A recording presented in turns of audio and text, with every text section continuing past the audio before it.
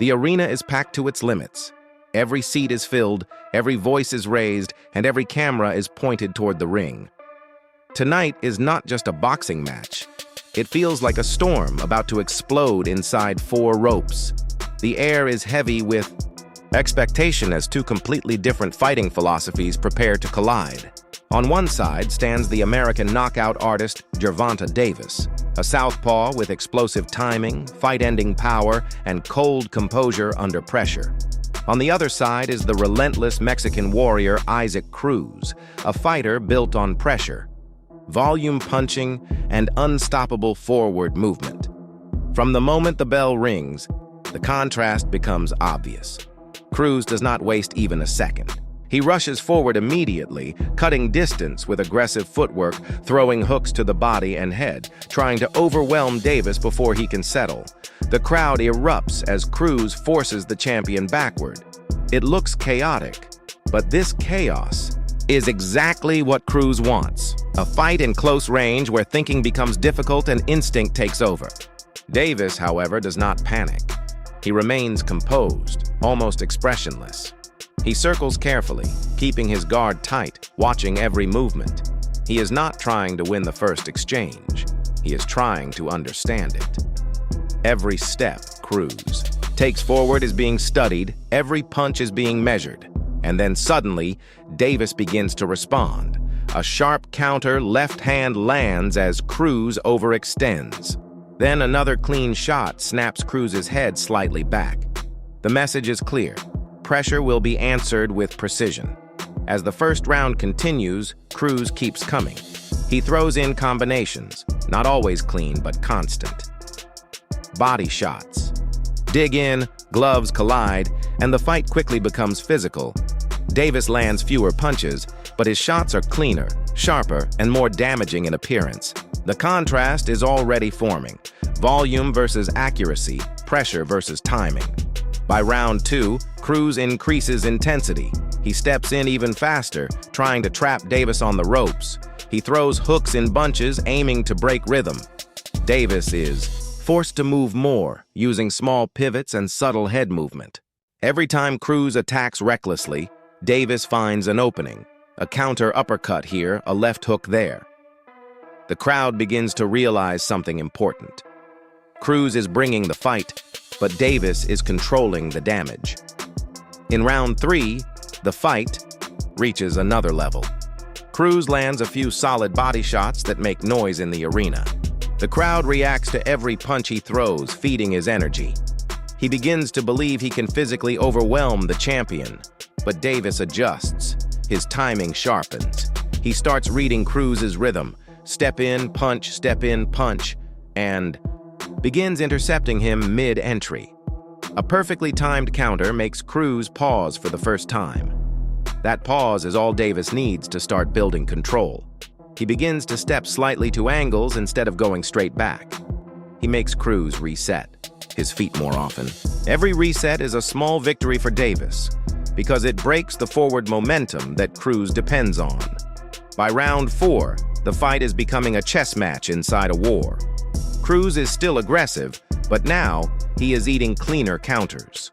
Davis lands a crisp left hand that visibly snaps Cruz's head.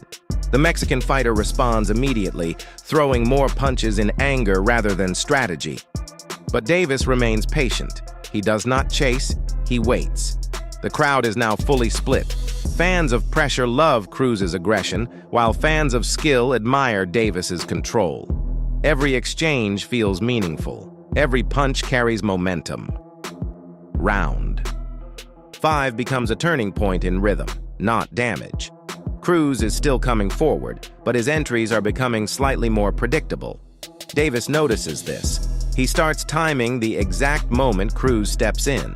Each time Cruz closes distance, Davis meets him with a counter before Cruz can fully launch his attack. It is subtle, but effective. The fight is slowly shifting. Cruz, however, refuses to slow down.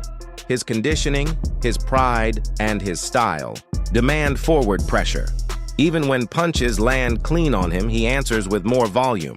He targets the body heavily, trying to reduce Davis's movement over time.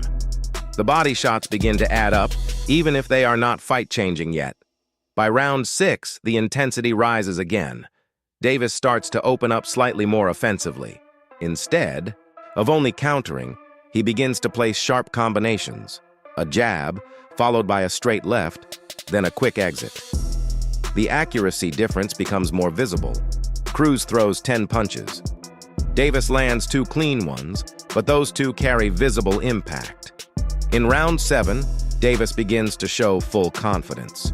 He starts slipping punches by inches, making Cruz miss in dramatic fashion. Every missed punch from Cruz is followed by a clean counter. The rhythm now favors Davis more clearly. However, Cruz's toughness is becoming a major storyline.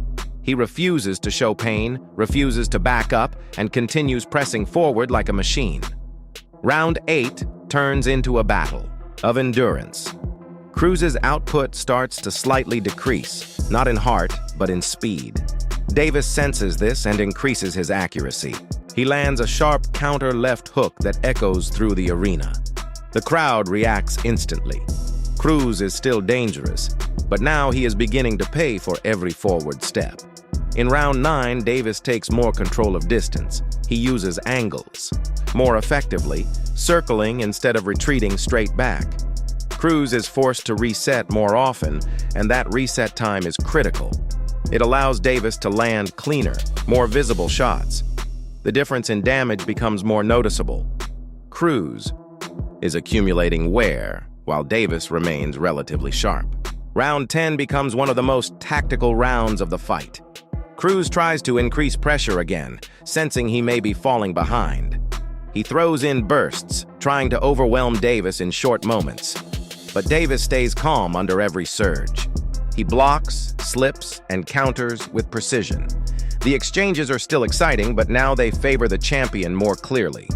As the championship rounds approach, fatigue begins to play a visible role. Cruz's face shows signs of accumulation, but his spirit remains unbroken. He continues to march forward, throwing punches even when they are not landing cleanly. Davis, on the other hand, becomes more efficient. He throws less, but lands more effectively. Round 11 is where experience and intelligence shine. Davis begins to control tempo completely. He dictates when exchanges happen and when they do not. Cruz is still trying to force action, but Davis is now making him miss and pay repeatedly. The precision difference becomes undeniable. By round 12, the final round, everything is on the line in spirit, if not in scorecards. Cruz gives everything he has left. Full commitment, full aggression, no hesitation. He knows he must do something dramatic. The crowd roars as he pushes forward one last time, throwing everything in combinations. Davis meets him with calm precision. Every forward step is met with a counter. Every wild punch is answered with accuracy. Neither man backs down, but the difference in control is clear. Davis is composed. Cruz is desperate but brave. When the final bell rings, both fighters stand in the center of the ring, exhausted, breathing heavily, and staring forward with mutual respect. The arena applauds loudly, recognizing the effort from both men. Cruz has brought relentless pressure and heart, pushing the champion through difficult moments. Davis has shown elite-level timing, defense, and composure under constant attack. When the decision is announced, it reflects what the fight showed. Cleaner punching, sharper counters, and more effective damage belong to Gervonta Davis. But the performance of Isaac Cruz earns massive respect from fans and analysts alike. This fight will be remembered as a classic clash of styles, a relentless pressure fighter against a precise, counter-punching champion. A night where aggression met accuracy.